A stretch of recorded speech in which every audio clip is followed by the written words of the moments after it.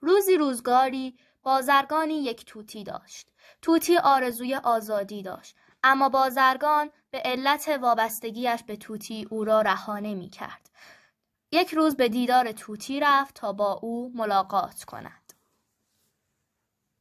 سلام توتی جان، امروز خبر خیلی خوبی برات دارم که حسابی میتونه حالتو جا بیاره. چه خبری؟ میخوام به زودی به هندوستان برم.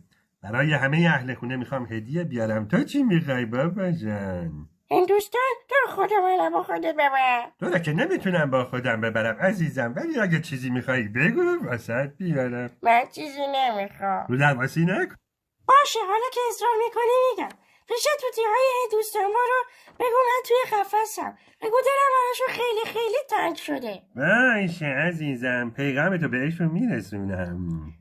یاد دل کلمه خیلی رو 3 بار تکرار کنی یا؟ باشه بهشون میگم خیلی خیلی خیلی دلت براشون تنگ شده. فعلا خدا حافظ عزیزم، خدا نگهدار.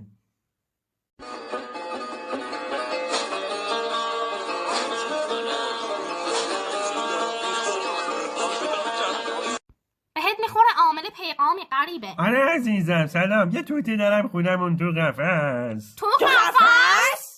آره خیلی هم بیچاره سلام رسون، گفت من خیلی خیلی خیلی دلم واسه شماها تنگ شده. مطمئنی گفت 3 بار خیلی؟ 2 باری 4 باری چیزو نگفت؟ نه 3 بار گفت خیلی خیلی خیلی. برو من شنافتی 3 بار گفته خیلی.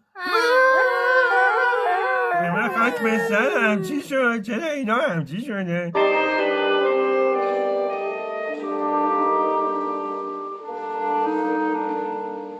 بازرگان که از این اتفاق حسابی شوکه شده بود با غم و اندوه فراوان به خانه بازگشت. او در این فکر بود که چگونه این خبر غم‌انگیز را به توتی بدهد. سلام توتی جان، من برگشتم، یه خبری واسه دارم. چه خبری؟ والا چی بگم، روم نمیشه بگم. بگو ببینم چی میخوای بگی. من توتیا رو تو جنگل دیدم. دیدشون؟ آره عزیزم، تا گفتم تو خیلی خیلی خیلی دلت براشون تنگ شده، مثل برگ خزون ریختن زمین. وای مثل برگ خزونه.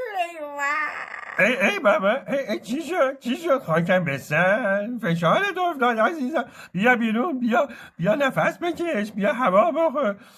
ای فوت بابا حالت چرا اینجوری شد؟ بیا این بالا ببینم. توتی جان توتی، آخیش راحت شدم. قربونت برم، بیدار شدی؟ چت شد یهو؟